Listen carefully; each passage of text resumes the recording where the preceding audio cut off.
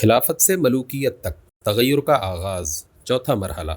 یہ 3 رخنے تھے جن کے ساتھ حضرت علی رضی اللہ تعالی عنہ نے خلافت راشدہ کی زمام کار اپنے ہاتھ میں لے کر کام شروع کیا۔ ابھی انہوں نے کام شروع کیا ہی تھا اور شورش برپا کرنے والے 2000 آدمیوں کی جمعیت مدینے میں موجود تھی کہ حضرات طلحہ و زبیر رضی اللہ عنہم چند دوسرے اصحاب کے ساتھ ان سے ملے اور کہا کہ ہم نے اقامت حدود کی شرط پر آپ سے بیعت کی ہے، اب آپ ان لوگوں سے قصاص لیجئے جو حضرت عثمان رضی اللہ تعالی عنہ کے قتل میں شریک تھے۔ حضرت علی رضی اللہ تعالی عنہ نے جواب دیا، بھائیو، جو کچھ آپ جانتے ہیں اس سے میں بھی ناواقف نہیں ہوں، مگر میں ان لوگوں کو کیسے پکڑوں جو اس وقت ہم پر قابو یافتہ ہیں، نہ کہ ہم ان پر۔ کیا آپ حضرات اس کام کی کوئی گنجائش کہیں دیکھ رہے ہیں جسے آپ کرنا چاہتے ہیں؟ سب نے کہا نہیں۔ اس پر حضرت علی رضی اللہ تعالی عنہ نے فرمایا، خدا کی قسم میں بھی وہی خیال رکھتا ہوں جو آپ کا ہے، ذرا حالات سکون پر آنے دیجئے تاکہ لوگوں کے حواس برجا ہو جائیں، خیالات کی پراگندگی دور ہو اور حقوق وصول کرنا ممکن ہو جائے۔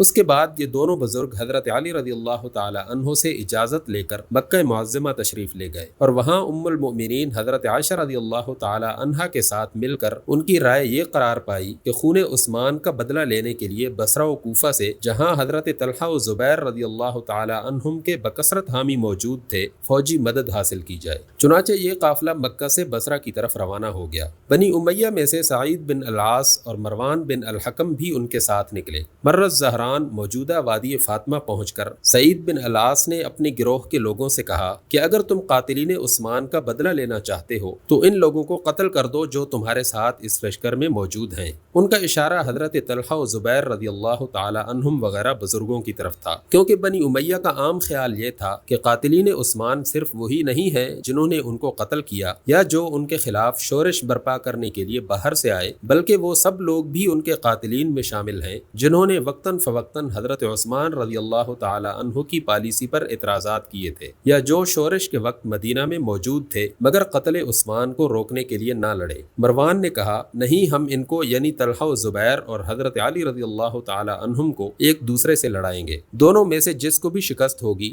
وہ تو یوں ختم ہو جائے گا اور جو فتح یاب ہوگا وہ اتنا کمزور ہو جائے گا کہ ہم بآسانی اس سے نمٹ لیں گے۔ اس طرح ان عناصر کو لیے ہوئے یہ قافلہ بصرہ پہنچا اور اس نے عراق سے اپنے ہزارہا حامیوں کی ایک فوج اکٹھی کر لی۔ دوسری طرف حضرت علی رضی اللہ تعالی عنہ جو حضرت معاویہ رضی اللہ تعالی عنہ کو تابع فرمان بنانے کے لیے شام کی طرف جانے کی تیاری کر رہے تھے، بصرہ کے اس اجتماع کی اطلاعات سن کر پہلے اس صورتحال سے نمٹنے کے لیے مجبور ہو گئے، لیکن بکثرت صحابہ اور ان کے زیر اثر لوگ جو مسلمانوں کی خانہ جنگی کو فطری طور پر ایک فتنہ سمجھ رہے تھے، اس مہم میں ان کا ساتھ دینے کے لیے تیار نہ ہوئے۔ اس کا نتیجہ یہ ہوا کہ وہی قاتلین عثمان جن سے پیچھا چھڑانے کے لیے حضرت علی رضی اللہ تعالی عنہ موقع کا انتظار کر رہے تھے، اس تھوڑی سی فوج میں جو حضرت علی نے فراہم کی تھی ان کے ساتھ شامل رہے۔ یہ چیز ان کے لیے بدنامی کا موجب بھی ہوئی اور فتنے کا موجب بھی۔ بصرہ کے باہر جب ام المؤمنین حضرت عائشہ رضی اللہ تعالی عنہا اور امیر المؤمنین حضرت علی رضی اللہ تعالی عنہ کی فوجیں ایک دوسرے کے سامنے آئیں، اس وقت دردمند لوگوں کی ایک اچھی خاصی تعداد اس بات کے لیے کوشاں ہوئی کہ اہل ایمان کے ان دونوں گروہوں کو متصادم نہ ہونے دیا جائے۔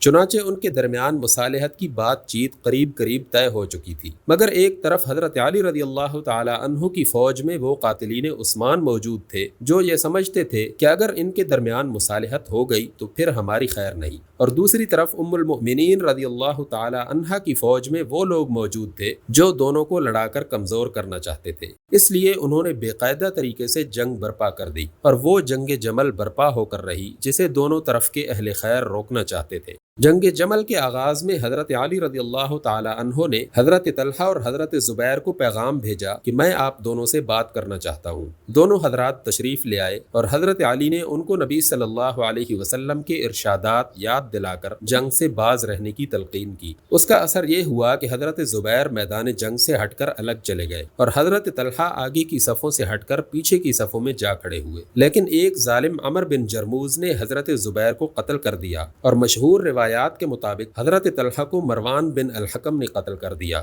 بہرحال یہ جنگ برپا ہو کر رہی اور اس میں دونوں طرف کے 10,000 آدمی شہید ہوئے۔ یہ تاریخ اسلام کی دوسری عظیم ترین بدقسمتی ہے جو شہادت عثمان کے بعد رونما ہوئی اور اس نے امت کو ملوکیت کی طرف ایک قدم اور دھکیل دیا۔ حضرت علی رضی اللہ تعالی عنہ کے مقابلے میں جو فوج لڑی تھی وہ زیادہ تر بصرہ و کوفہ ہی سے فراہم ہوئی تھی۔ جب حضرت علی کے ہاتھوں اس کے 5000 آدمی شہید اور ہزاروں آدمی مجروح ہو گئے تو یہ امید کیسے کی جا سکتی تھی کہ اب عراق کے لوگ اس یکجہتی کے ساتھ ان کی حمایت کریں گے جس یکجہتی کے ساتھ شام کے لوگ حضرت معاویہ کی حمایت کر رہے تھے۔ جنگ صفین اور اس کے بعد کے مراحل میں حضرت معاویہ کے کیمپ کا اتحاد اور حضرت علی کے کیمپ کا تفرقہ بنیادی طور پر اسی جنگ جمل کا نتیجہ تھا۔ حقیقت میں حضرت علی اور حضرت طلحہ و زبیر کے تصادم کا یہی نتیجہ تھا جس کے رونما ہونے کی توقع مروان بن الحکم رکھتا تھا، اس لیے وہ حضرت طلحہ و زبیر کے ساتھ لگ کر بصرہ گیا تھا، اور افسوس کہ اس کی یہ توقع 100% پوری ہو گئی۔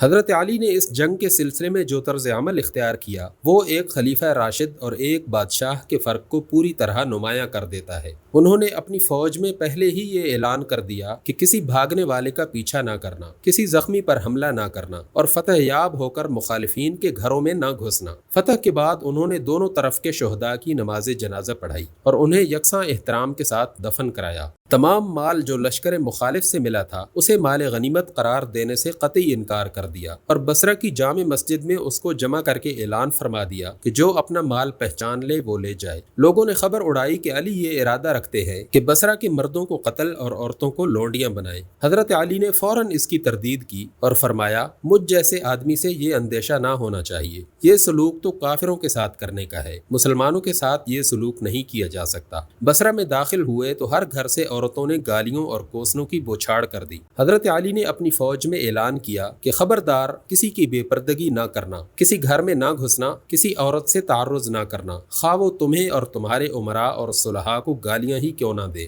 ہم کو تو ان پر دست درازی کرنے سے اس وقت بھی روکا گیا تھا جب یہ مشرک تھیں، اب ہم ان پر ہاتھ کیسے ڈال سکتے ہیں جبکہ یہ مسلمان ہے۔ حضرت عائشہ رضی اللہ تعالی عنہا کے ساتھ جو شکست خوردہ فریق کی اصل قائد تھیں انتہائی احترام کا برتاؤ کیا اور پوری حفاظت کے ساتھ انہیں مدینہ بھیج دیا۔ حضرت زبیر کا قاتل انعام پانے کی امید لیے ہوئے آیا مگر آپ نے اس کو جہنم کی بشارت دی اور اس کے ہاتھ میں حضرت زبیر رضی اللہ تعالی عنہ کی تلوار دیکھ کر فرمایا کتنی ہی مرتبہ اس تلوار نے نبی صلی اللہ علیہ وسلم کی حفاظت کی ہے۔ حضرت طلحہ رضی اللہ تعالی عنہ کے صاحبزادے ملنے آئے تو بڑی محبت کے ساتھ ان کو اپنے پاس بٹھایا، ان کی جائیداد ان کو واپس کی اور فرمایا مجھے امید ہے کہ آخرت میں تمہارے والد اور میرے درمیان وہی معاملہ پیش آئے گا جو اللہ تعالیٰ نے قرآن میں فرمایا ہے، ہم ان کے دلوں کی کدورت نکال دیں گے اور وہ بھائیوں کی طرح ایک دوسرے کے سامنے تختوں پر بیٹھے ہوں گے۔